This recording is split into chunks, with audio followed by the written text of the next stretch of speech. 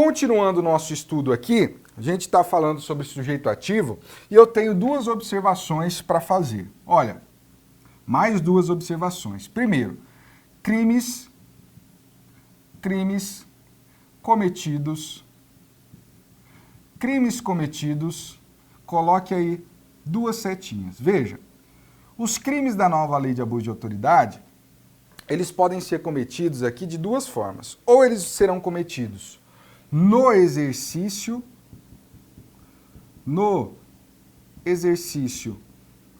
da função, pública. Na verdade, essa é a hipótese mais comum, né? Que os crimes da lei sejam cometidos no exercício da função pública, né? Por exemplo, um policial militar que está ali fardado, está no exercício da função pública, comete aí qualquer uma das condutas criminosas do artigo 9º até o artigo 38, né? Isso se ele tiver atribuição. O artigo 9º já não vai dar, que é só cometido por juiz. Mas qualquer crime em geral aí que ele possua atribuição para praticar da nova lei de abuso de autoridade. É a regra, né? Vai cometer o crime no exercício da função pública. Mas cuidado, é possível que os crimes aqui previstos na lei sejam cometidos, mesmo por quem não está no exercício da função pública, só que pratica a conduta criminosa a pretexto de exercê-la. Então veja, aqui por exemplo é a situação do agente público que não está no exercício da sua função pública. Ele não está. Só que ele atua a pretexto de exercê-la. Ele invoca a sua função pública para cometer qualquer um dos crimes listados do artigo 9º até do artigo 38, né? O agente público está de folga, por exemplo. Ele não está no exercício da função pública. De folga, ele pode cometer crime da nova lei de abuso? Pode, desde que ele atue a pretexto de exercê-la, né, tem um acento aqui, mesmo que não esteja em seu exercício, mas atuando a pretexto de exercê-la. Invoca sua condição aí de agente público e comete qualquer um dos crimes listados do artigo 9º até o artigo 38. Beleza? Expressa disposição da lei. Tranquilo. Outra observação. E o particular? Será que ele pode cometer crime da nova lei de abuso de autoridade? Olha, em regra, coloque aí, em regra, não, né? Em regra não pode cometer. E por que não? Porque ele não é agente público. Só pode cometer, via de regra, crime da nova lei de abuso de autoridade se for agente público. Particular não é agente público. Então ele, em regra, não pode cometer crime da lei 13.869 de 2019. Beleza. Mas veja, cuidado, a gente tem que aprofundar um pouco mais. Em regra, não. Aí você coloque, salvo eu tenho alguma situação na qual o particular pode responder por crime da lei de abuso de autoridade? Tenho. Tem uma exceção aqui, isso aqui é exceção. Salvo quando? Quando o particular, ele comete qualquer crime da nova lei de abuso em concurso de pessoas, em coautoria ou em participação com um agente público. E saiba dessa condição do seu parceiro.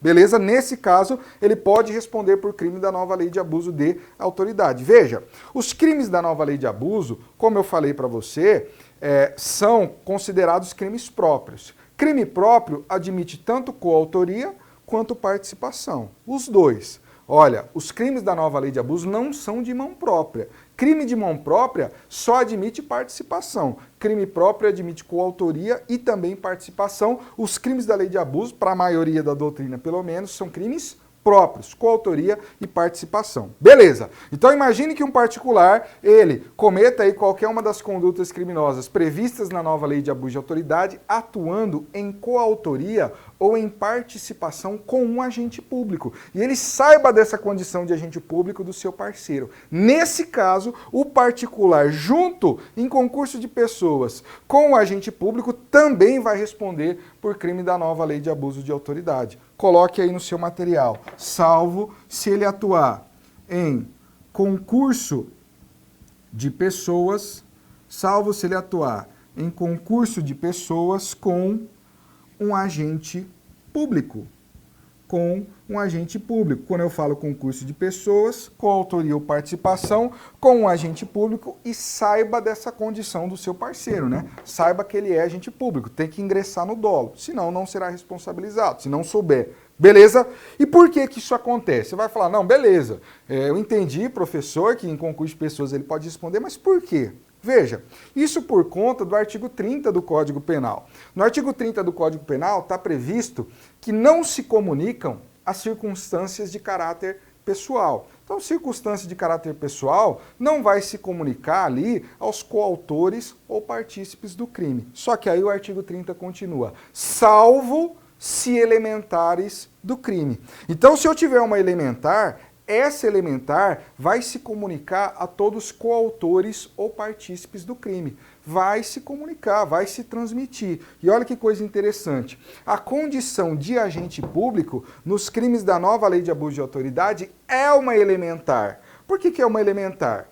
Elementar é um dado principal do tipo penal. Veja, a condição de agente público com certeza é um dado principal de todos os crimes da lei. Tanto é assim que, se tirar a condição de agente público, em regra, a gente não tem crime da nova lei de abuso de autoridade. Portanto, a condição de agente público é uma elementar. Se é uma elementar, vai se comunicar, pela regra do artigo 30 do Código Penal, a todos os coautores ou partícipes do crime. Portanto, fechando o nosso raciocínio, quando um particular comete crime, qualquer conduta da nova lei de abuso de autoridade, em concurso de pessoas, coautoria ou participação, com um agente público e saiba da condição de agente público do seu parceiro, essa condição de agente público, por ser elementar, se comunica a todos os coautores ou partícipes, ou seja, vai se comunicar ao particular. Por isso, ele será responsabilizado de forma excepcional, né? Isso aqui é uma exceção, no caso de concurso de pessoas com agente público. Beleza? Cuidado com isso. Muito importante também, estou aprofundando um pouco mais,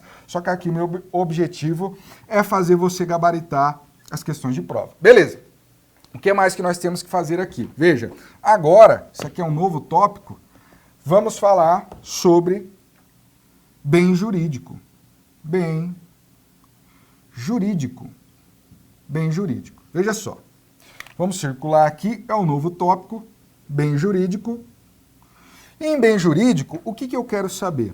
Bem jurídico também chamado de objeto jurídico. Bem jurídico, objeto jurídico é o valor fundamental que a norma buscou proteger ao criminalizar determinada conduta. Qual que foi o valor fundamental que a nova lei de abuso de autoridade buscou proteger ao criminalizar condutas relacionadas a abuso de autoridade? Nós temos dois aqui, isso é muito importante. De um lado, vou colocar um pouquinho mais embaixo para não ficar apertado. De um lado, nós temos como primeiro bem jurídico o regular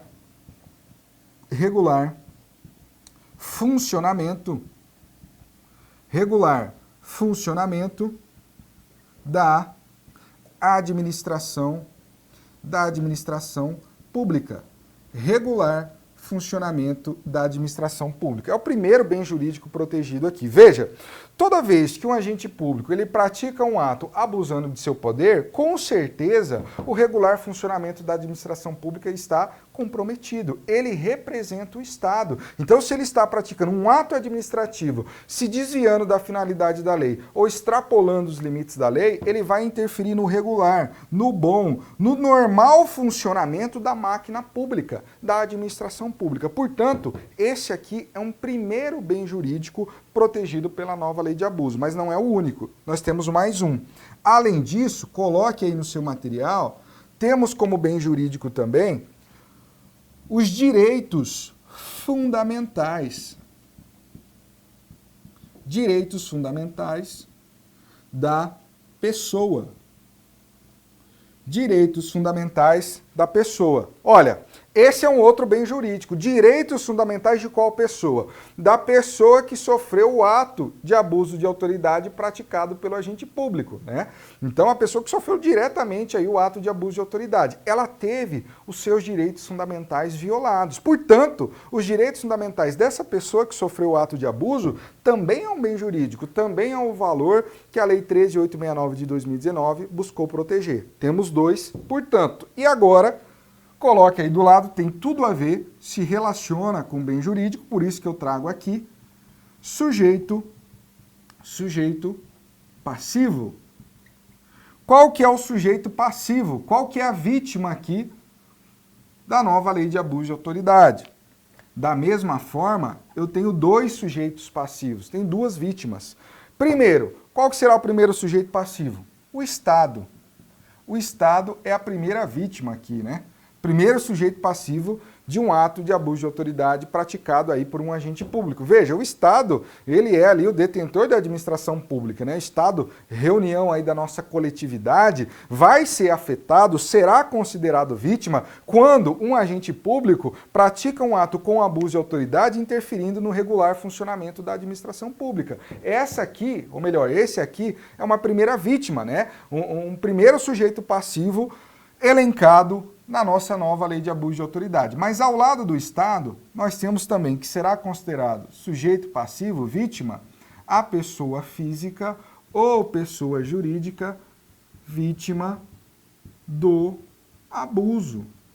Vítima do abuso. Então, pessoa física ou pessoa jurídica vítima do abuso, lembre que teve o seu direito fundamental violado pelo ato de abuso de autoridade praticado pelo agente público, também será considerado um outro sujeito passivo. Tem tudo a ver com bem jurídico, né? Você faz uma total correlação aqui. Pode ser pessoa jurídica também? Pode. Pessoa jurídica pode ser vítima do ato de abuso de autoridade ali quando for o caso. Pessoa física ou pessoa jurídica. Na antiga lei de abuso de autoridade, nós tínhamos também praticamente o mesmo ensinamento, né, que a maioria da doutrina traz aqui para a nossa nova lei de abuso de autoridade, e eu pontuo aqui para você. Até tinha questão na antiga lei que era o seguinte, isso aqui é da antiga, mas pode se aplicar para a nova também, porque é o mesmo tema. A lei de abuso de autoridade possui uma dupla objetividade jurídica, né? Um duplo bem jurídico, correto.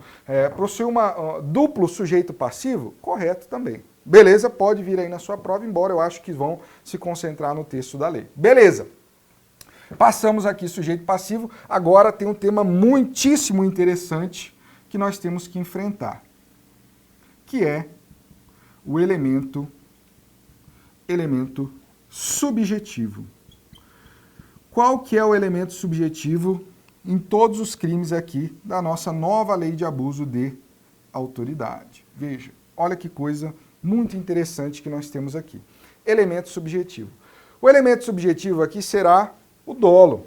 Será o dolo. Coloque aí. Eu não tenho crime da lei de abuso de autoridade culposo, de jeito nenhum. Todos os crimes da nova lei de abuso de autoridade são o quê? Dolosos. Não tem nenhum culposo. Tranquilo. Só que acrescente aí, além do dolo, também chamado aí, por alguns doutrinadores, embora a doutrina não goste tanto, de dolo genérico, né, ou simplesmente dolo, presente em todos os crimes dolosos, esse dolo aqui, ou dolo genérico, tem que estar em todo o crime doloso. Ao lado dele, em todos os crimes da nova lei de abuso de autoridade, eu tenho que ter também uma finalidade específica. Alguma das finalidades específicas que eu vou listar para você aqui. Então, além do dolo, ou dolo genérico, eu vou ter que ter uma finalidade específica. Também chamado pela doutrina de dolo específico, né? Dolo específico, finalidade específica, elemento subjetivo especial do tipo, mas guarde finalidade específica ou dolo específico também. Beleza, uma finalidade específica. Qual? Eu vou listar algumas aqui para você. Todos os crimes da lei tem que contemplar alguma dessas finalidades. Se o agente não age, não pratica sua conduta criminosa buscando alguma das finalidades, além de ser ali, né, dolo genérico, doloso, buscando algum desses dolos específicos, não temos caracterização do crime da lei. É necessário para todos os crimes. Quais são essas finalidades específicas? Basta preencher uma delas. Nós temos primeiro aqui, finalidade de prejudicar outrem. Prejudicar outrem. Finalidade também, beneficiar a si mesmo. A si mesmo. Ou ainda, beneficiar a terceiro. beneficiar a terceiro, ou ainda, por fim, por mero capricho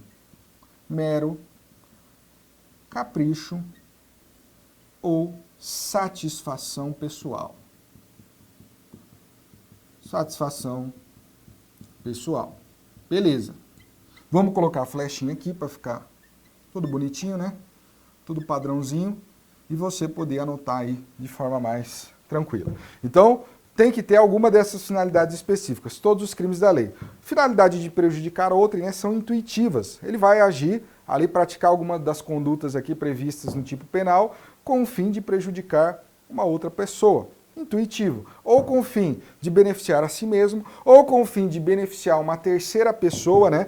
Aqui está beneficiar, mas é beneficiar, igual está aqui embaixo. Beneficiar a si mesmo, beneficiar a terceiro, ou ainda por mero capricho ou satisfação pessoal, né? Aquele sujeito que pratica um dos crimes da lei de abuso de autoridade com, né, aquele dolo de abusar do seu poder. Ele tem a intenção de abusar, de fazer ali a sua autoridade prevalecer, mesmo que seja fora dos limites da lei ou se desviando dos limites da lei, por mero capricho, por mera satisfação pessoal de abusar do seu poder, de sua autoridade. Beleza? Tem que estar prevista alguma dessas finalidades. Uma observação. Além, eu já repeti isso aqui umas 5 vezes, mas porque é importante. Está lá no artigo 1º, parágrafo 1º da sua lei de abuso de autoridade. Alguns tipos penais, além da necessária finalidade específica aqui do artigo 1º, parágrafo 1º da nova lei de abuso de autoridade, alguns vão trazer no próprio tipo penal uma outra finalidade. Além dessa necessária, que vale para todos os crimes, eles vão trazer uma outra finalidade ali no próprio tipo penal. É possível? Totalmente possível, beleza? Mas essa finalidade, alguma dessas aqui tem que estar preenchidas, deverão estar preenchidas, né? Uma delas basta, para que nós tenhamos aí a caracterização de crime da lei de abuso. Beleza, fechamos o elemento subjetivo. Agora, outro tema importante. Divergência. Divergência no quê? Na interpretação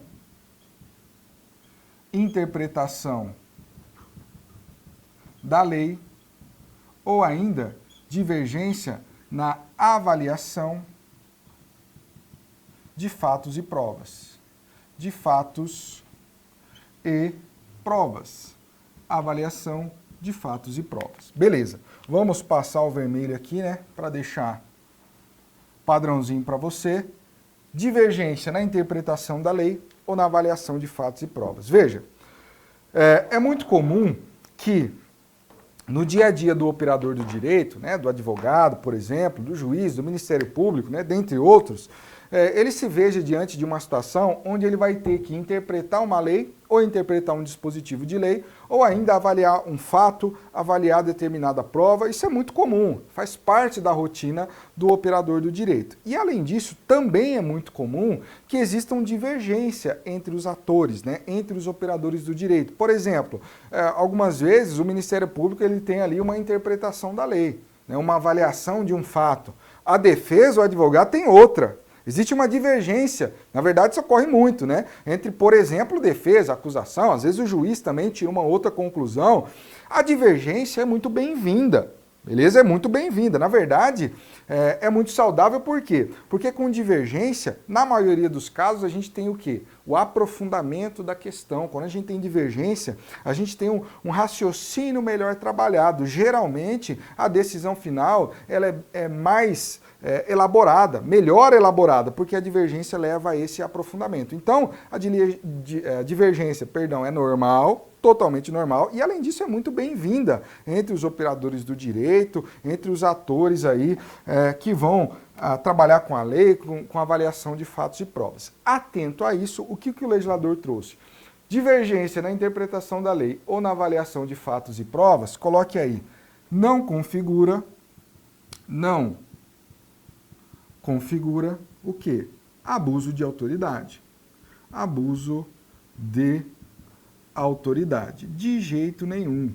não configura abuso de autoridade a divergência na interpretação da lei ou na avaliação de fatos e provas. Beleza? Artigo 1º, parágrafo 2º. Aqui buscou-se evitar o chamado crime de hermenêutica. Crime de hermenêutica é aquele onde eu tenho, sei lá, uma interpretação padrão, né, uma avaliação de fatos padrão, e quem discordar, quem divergir dessa interpretação padrão, vai ter aí sua conduta criminalizada. Pode? Não, de jeito nenhum. Não vamos criminalizar a divergência. A própria lei de abuso de autoridade traz isso expressamente. Divergência na interpretação da lei ou na avaliação de fatos e provas, de jeito nenhum. Não configura abuso de autoridade. Beleza? Importantíssimo esse ponto. Vem aqui comigo, a gente vai continuando, muito conteúdo. Temos que ir nessa pegada mesmo. O meu objetivo é trazer muito conteúdo para você. Ação penal. Vamos ver todos os dispositivos da lei. Artigo 3º. Agora vamos começar a ação penal. E o tema ação penal está previsto aonde? Lá no artigo 3º. Olha, o legislador nem precisava trazer esse artigo 3º. Por quê? Porque o Código de Processo Penal já regula isso que a gente vai trabalhar aqui. Lá no tema de ação penal, lá do CPP, é regulado o que nós vamos trazer, né, pelo menos a maioria desse artigo 3º da lei. Mas o legislador peca por excesso, muitas vezes você vai ver aqui na lei de abuso de autoridade, como eu já venho apontando, e ele traz esse artigo 3º e a gente tem que saber, porque com certeza será cobrado em prova. Primeira informação importante. Todos os crimes, todos os crimes da lei, e circule aí todos os crimes da lei serão processados e julgados mediante ação penal pública incondicionada. Incondicionada. Todos eles, sem exceção. Não tem exceção aqui. Então, o delegado de polícia, ele fica sabendo da ocorrência do crime, por exemplo, já pode iniciar ali as suas investigações. Essa é o que a gente tem a princípio. A gente vai ver que tem ação penal privada subsidiária da pública. Mas, a princípio, todos os crimes serão processados e julgados mediante ação penal pública incondicionada. Todos da lei. Só que cuidado. Nós temos aqui também uma previsão a respeito da chamada ação penal privada. Ação penal privada subsidiária da pública. Nós temos uma previsão aqui, que lá no Código de Processo Penal também se encontra, mas o legislador trouxe expressamente e por isso nós temos que trabalhar. Ação penal privada subsidiária da pública. Olha, quando que eu posso ter ação penal privada subsidiária da pública? Quando eu tenho um crime que se processa originariamente por meio de ação penal pública, qualquer uma, no caso aqui, ação penal pública incondicionada, mas pode ser aí ação penal pública em geral, beleza. Tem ali um crime que se processa mediante ação penal pública de titularidade de quem? Ministério Público. Ministério Público é o titular da ação penal pública. Beleza. O Ministério Público, o que ele faz? Ele não oferece a sua ação penal, não oferece a sua denúncia no prazo legal. Não oferece. Quando ele não oferece a sua denúncia, a sua ação penal no prazo legal, abre-se a oportunidade do ofendido, da vítima, do querelante, tudo sinônimo, oferecer a chamada ação penal privada subsidiária da pública. Beleza? Basicamente é isso e eu vou colocar ação penal privada subsidiária da pública. Quando? Quando a ação penal pública não for intentada, ou seja, não ajuizada, no prazo legal. No prazo legal.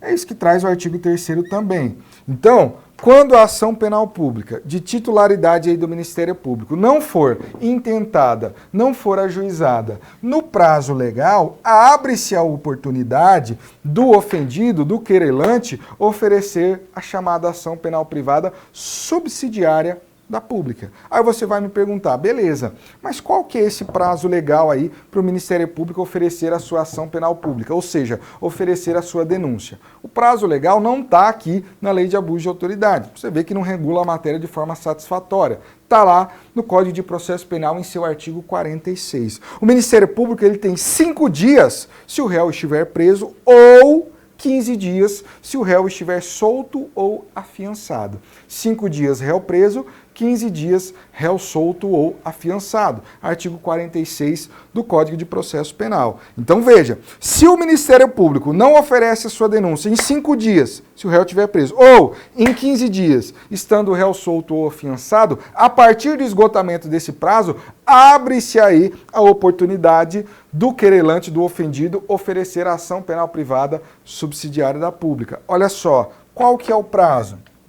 Qual que é o prazo que o ofendido tem para oferecer essa ação penal privada subsidiária da Pública? O prazo, ele é de 6 meses. Aqui tem prazo.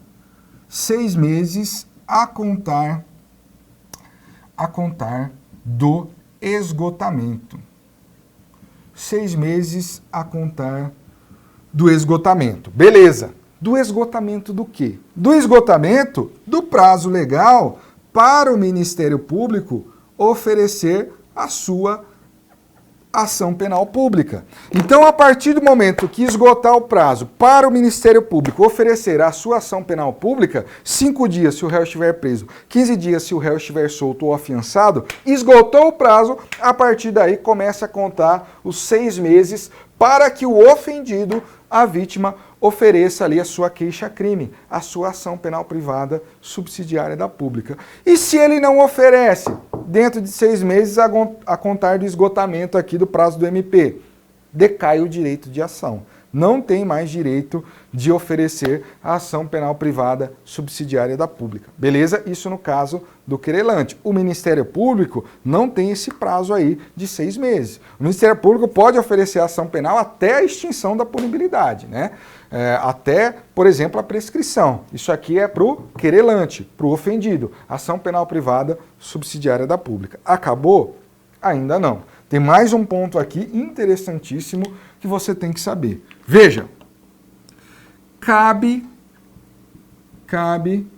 ao Ministério Público. Veja, vamos imaginar aqui que o querelante ofereceu ação penal privada subsidiária da Pública. Ofereceu, beleza, o Ministério Público dormiu no ponto aí, esgotou o prazo, o ofendido fez o quê? A vítima fez o quê? Ofereceu a sua queixa-crime, ação penal privada subsidiária da Pública. Esse é o cenário. Beleza. Mesmo que o ofendido, que o querelante tenha oferecido a sua ação penal privada subsidiária da Pública, o MP tem ampla gerência ainda. Portanto, cabe ao Ministério Público, nesse caso que eu acabei de falar, querelante ofereceu a sua queixa-crime, cabe ao Ministério Público aditar a queixa.